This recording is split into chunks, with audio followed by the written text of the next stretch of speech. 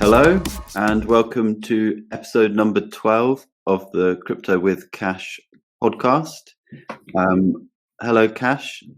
Hey, how you doing? You right?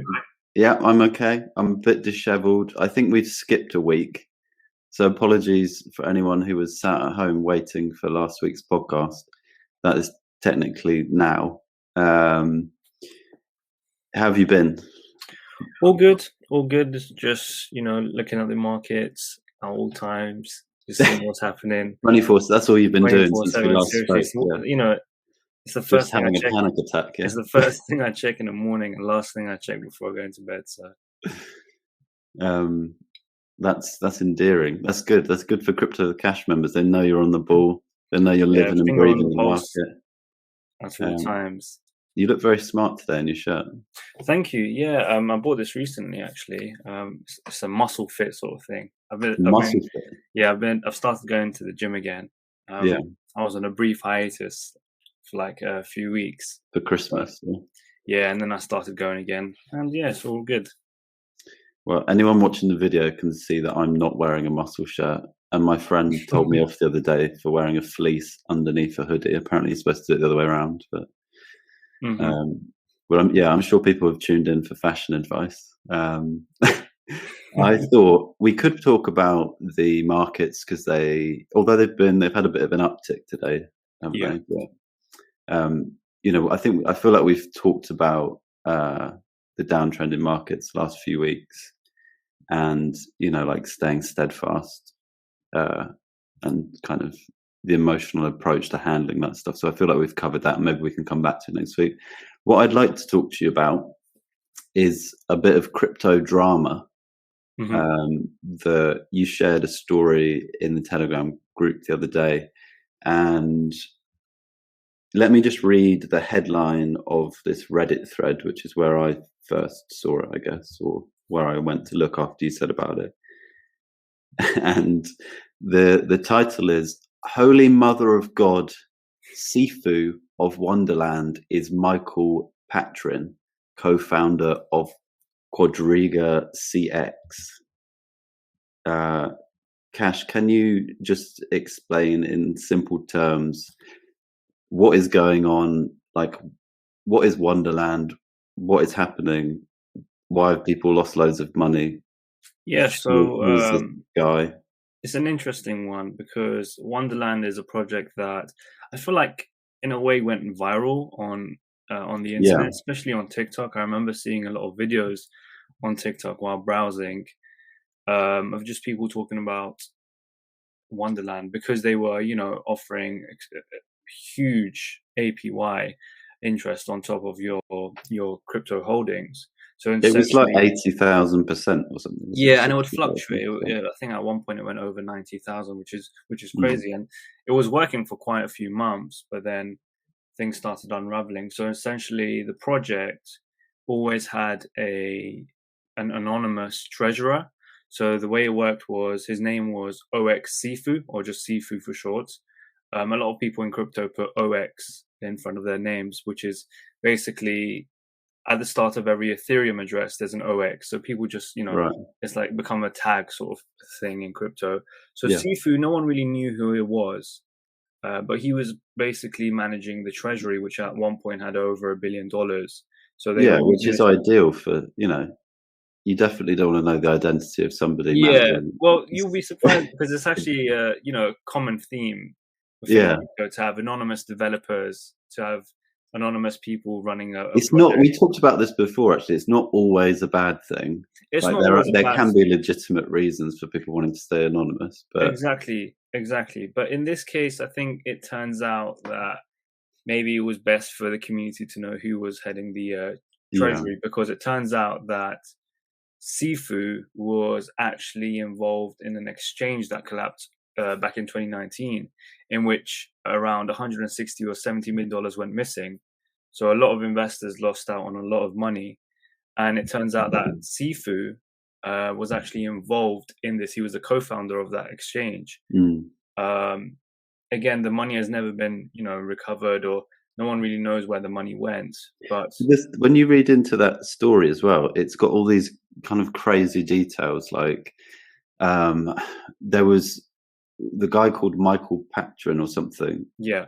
There's lots of people with different names, so people with several names. Apparently, there was one guy that was involved who apparently died, but his body was cremated before anyone could identify it, and he was kind of the fall guy essentially. And then there's another guy who I'm not sure if this is one of Sifu's aliases, who apparently had cosmetic, plastic that is him. surgery. Yeah, it was revealed that he had cosmetic surgery, and he actually changed his name multiple times. So previously, I think he was called Omar Denania. I'm probably butchering his name, but then, as you said, he was also called Michael Patron, which is, I think, is what his name is now.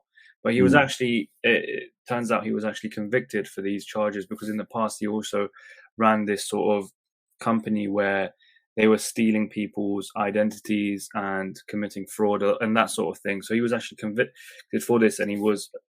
Yeah, so it's not just hearsay. He's actually been convicted for fraud. And apparently he was actually, sent back to Canada, which is then after years he got involved in crypto, and got involved in this project. Danny, who's also another person who's the CEO of Wonderland and a number of other projects. Yeah, I want to talk about. And the meme stable coin. So what happened is he found out about Sifu's past last month, but a lot of people are unhappy because he basically decided to give this individual a second chance of proving himself, even though he's had a long history of committing crimes and doing and doesn't seem to have had any repercussions from that exchange fraud. Yeah. If people are right and the pieces of the puzzle they've put together, he was involved in that as much as they think.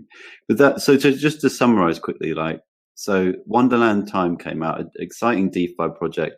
It's being promoted as like the new way, almost like the new DeFi vehicle. Like, this is how to raise funds. This is how to sort of, and they're offering a super high interest rate that gets loads of people to want to invest into the treasury, and then over time that interest rate comes down. And then they were saying that they were going to transition into like a kind of investment mode where they were going to use the treasury to invest in projects. And it's also worth noting that this was a fork of Olympus DAO, which was the original project that kind of, I don't know, like pioneered that style. Essentially, yeah. So Olympus DAO was based on Ethereum. So what Danielle came and done was actually deployed the same sort of thing. They forked the code and deployed it on Avalanche, which is, as we know, offers cheaper and faster transactions. So yeah, and then so that amassed everybody wanting that high percentage yield, put a lot of money in, and we talked about it on the podcast as well. And I think if I remember rightly, you were saying like it's very high risk, but you can kind of make back your initial investment quickly and then take that out and then let it ride, kind of thing.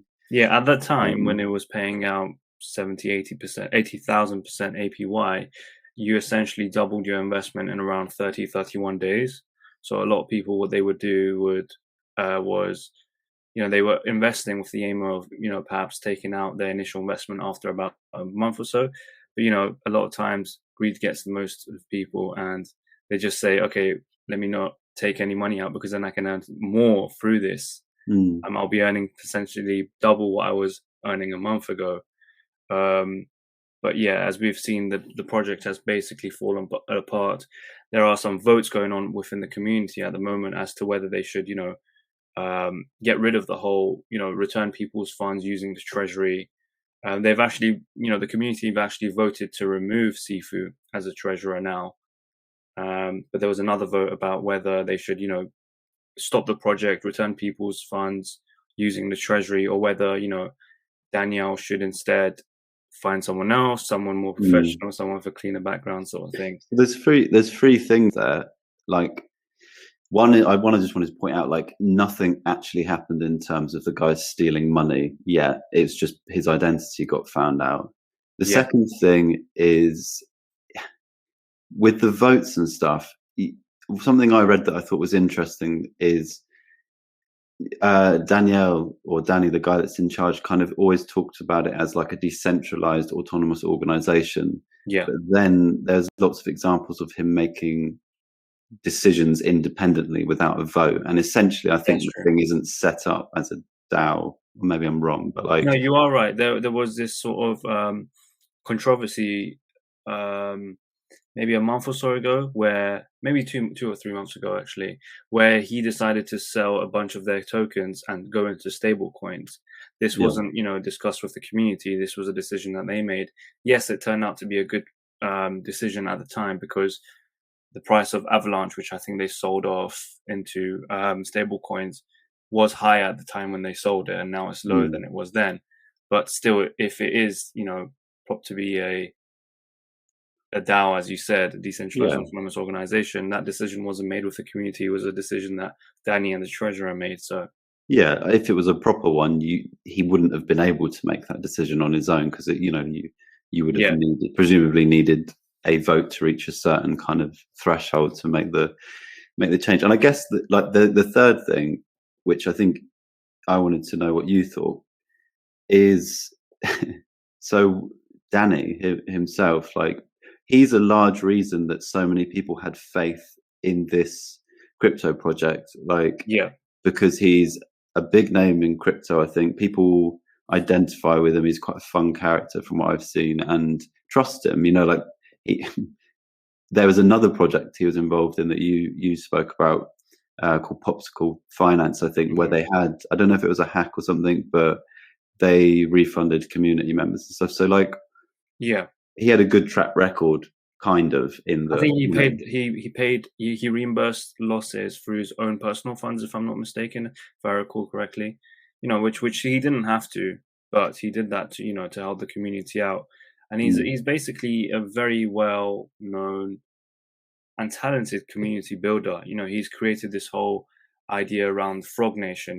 His community is they're basically called the Frogs, and he's very good at managing this sort of community. There's hundreds of thousands, if not millions, of people around the world within the Frog Nation, which is why a lot of people trust him. And he's got a good track record so far. He's had very successful projects. Spell Mim has a market cap of a few billion last I checked, mm, and it's been able to hold its peg better than a lot of other stable coins that we've seen pop up in the past. It's just I feel like a lot of people didn't expect him to give this sort of person a second chance. And funny enough, given the transparency of blockchain transactions, people have tracked down Sifu's personal wallet, and he's been sending a lot of funds into Tornado Cash, like literally within the past few hours.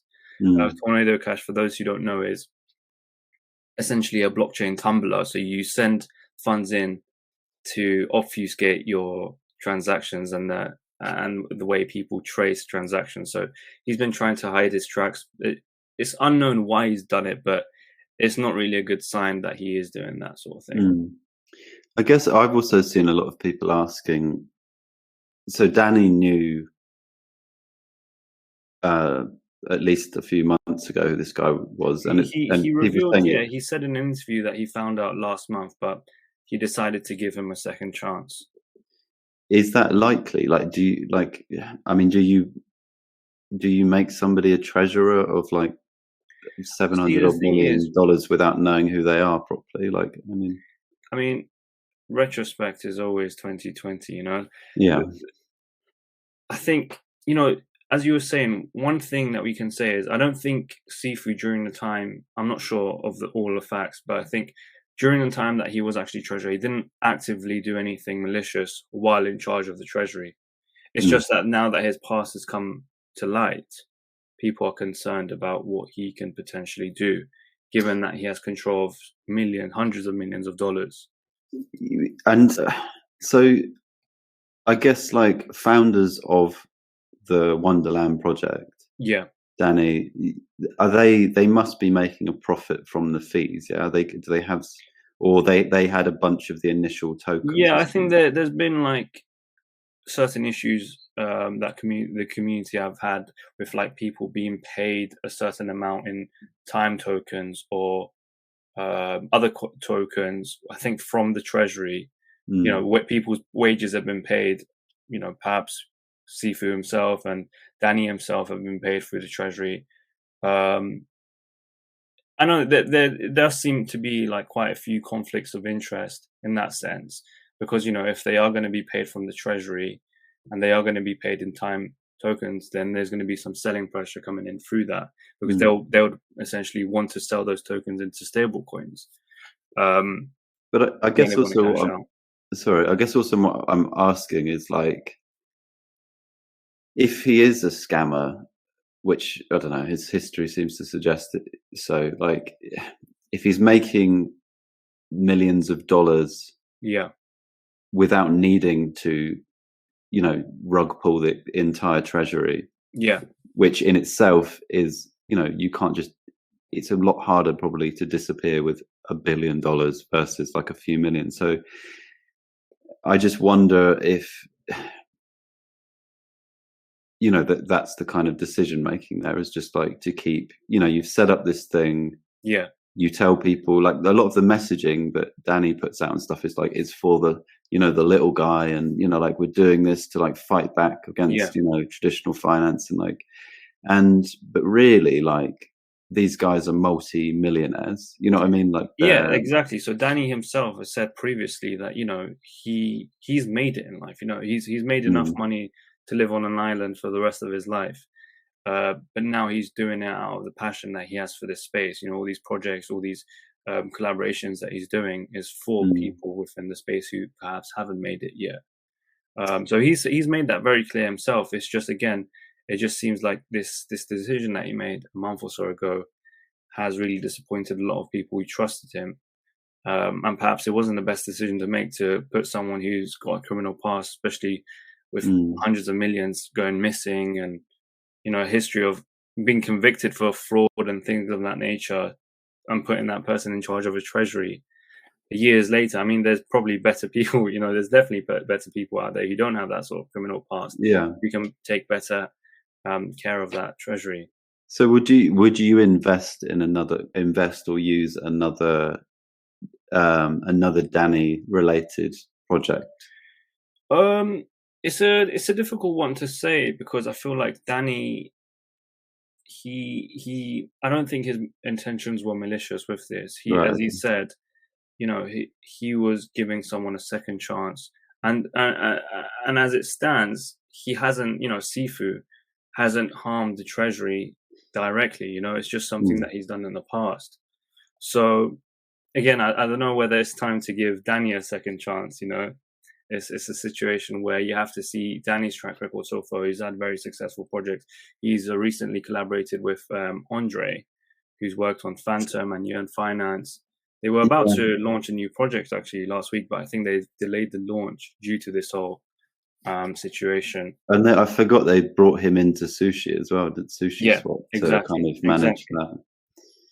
So I guess the most optimistic kind of view of his actions are just kind of just acting without proper due diligence and being a bit stupid about it, and then not being transparent about it immediately, probably because he was aware of the impact that this was going to have. I mean, there's no way he would have been oblivious to the fact that if he announced, this, he must have known when this news came out. Like,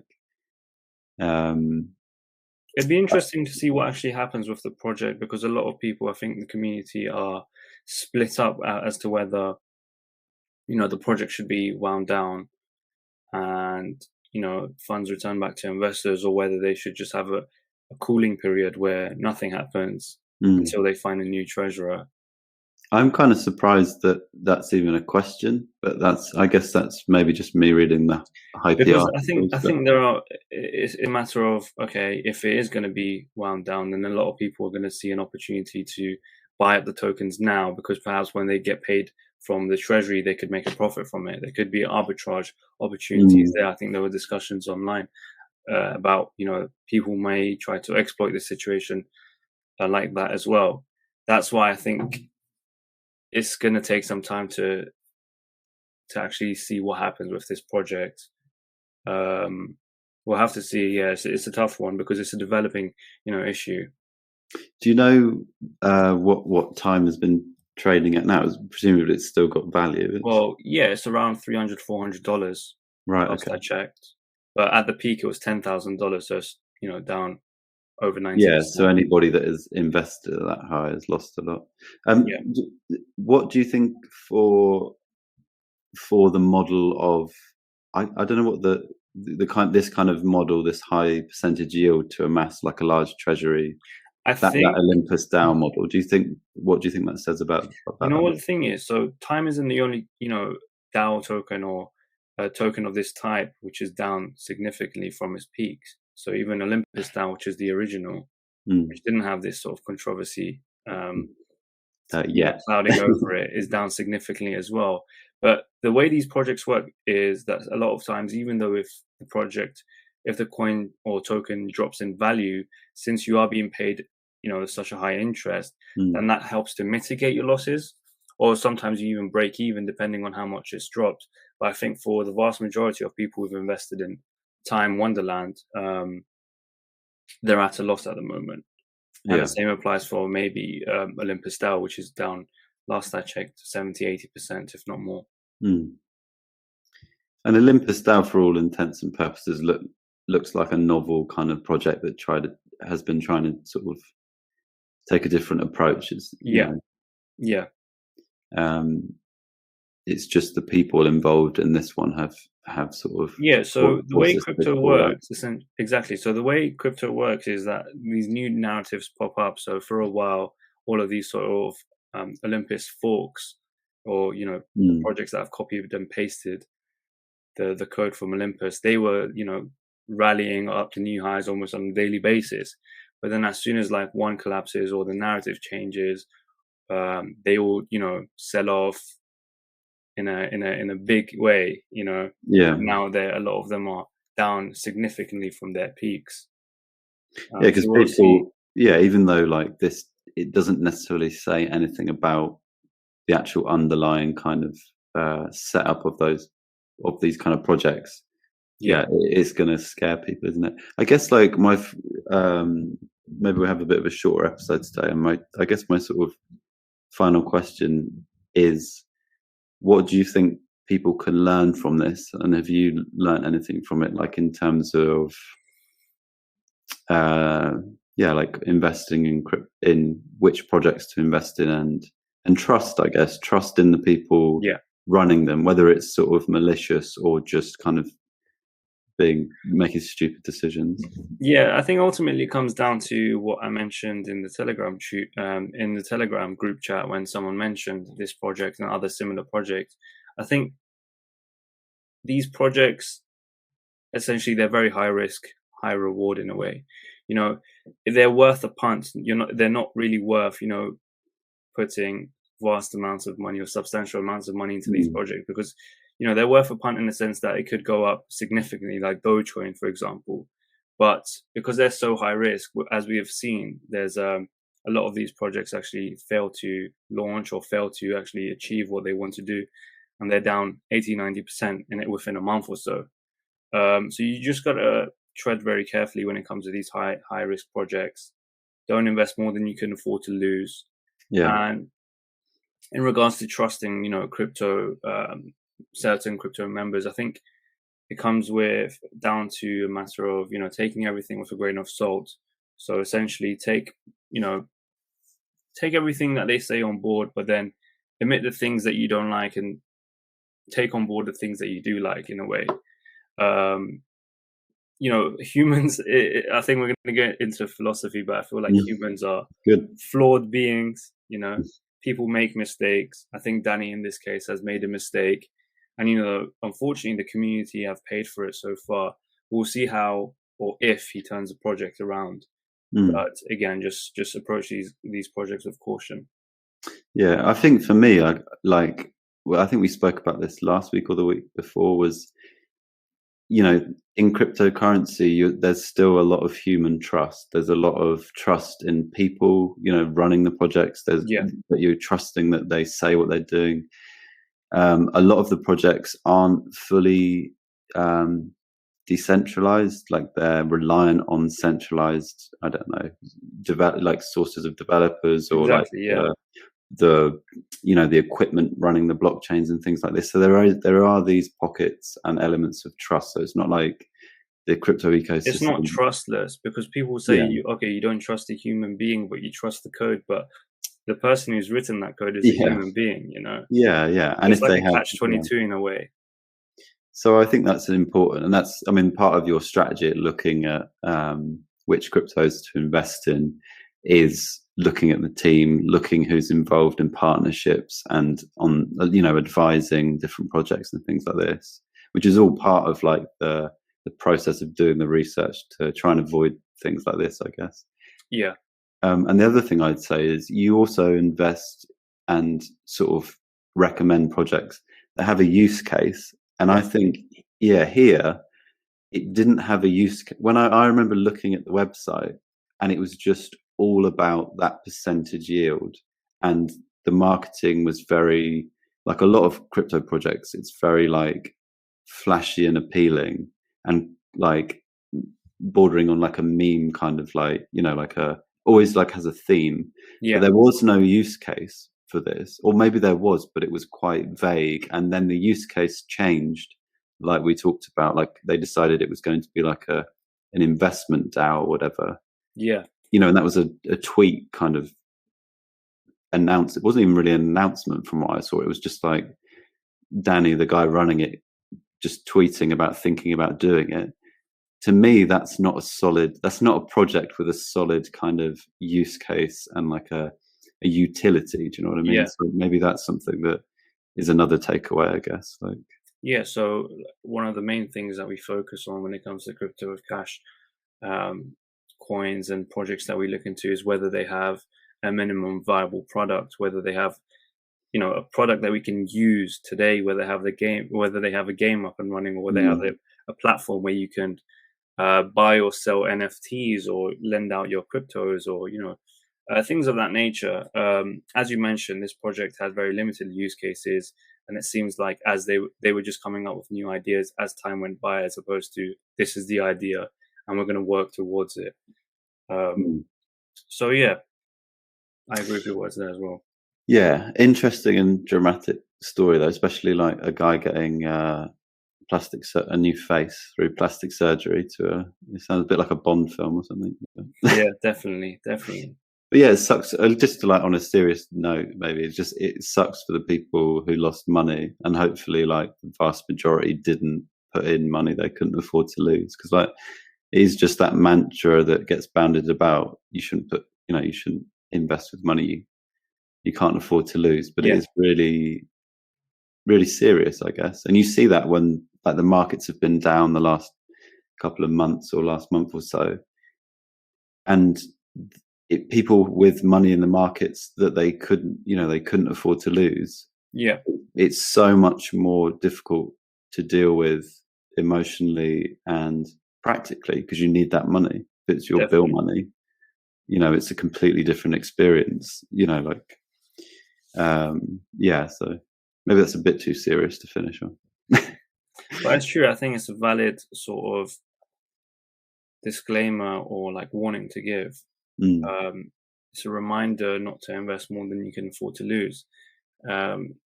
Crypto is a high risk sort of investment, so don't bet the house on it. As a fun thing to end on, maybe is there any novel new crypto projects that you think are kind of crazy but interesting, exciting? The next thing to blow up, and then I won't say any projects in particular, but I think NFTs are still, even though the market has been, trending downwards. I know we saw a bit of a bounce today, but even though the markets have been trending downwards, NFT volume has been skyrocketing. I think they hit a new peak today.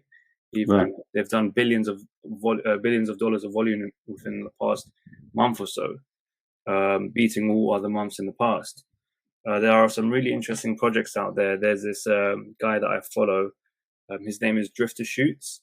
So what he essentially does is there's this theme called I don't know if you've heard of like urban exploration or parkouring, where people so there's this thing where people do urban exploration where they climb up like buildings or really old cranes or abandoned buildings, and he basically climbs up really tall buildings in New York City, for example, and other cities in America, and he takes these most beautiful photos from all the way up there.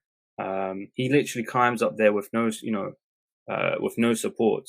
Yeah, I've seen there's a lot of videos on YouTube of people doing that, and usually they got their faces covered because I think it's private property generally, and what I like about the heights they go to. Yeah, exactly. So what I like about his work is that it's very unique. The photographs he takes are beautiful too. And the interesting thing about him is actually he was in prison last year. This time last year he was in prison, but now he's selling his artwork for thousands of dollars, which is great to see. People turning their life around through NFTs. He's selling it through NFTs. He's using NFTs to sell it. Yeah. And I guess his photos are very unique, aren't they? Definitely, yeah. Climb up. I think maybe we can provide a link to his, so people can check. Art, in the description. So don't forget to like, comment, and subscribe. I was going to say, while you're down there clicking on that link, if you've got any questions or themes or anything you'd like us to chat about, then you can leave a comment on YouTube or contact us through the contact details below. And if you want to like and subscribe, we'll be grateful. I think last episode or the one before got 100 views. It's not bad. Awesome. I don't know if that's the highest yet. I have to look and then try and get triple even figures soon. 1,000 views too. I might have to get my mum just to sit there and rewatch it on different laptops for a few days or something. But thank you for your time today, Kash. Thank you. And I hope everyone enjoyed listening, and we will speak again next week, and we won't miss one because I'm not organised.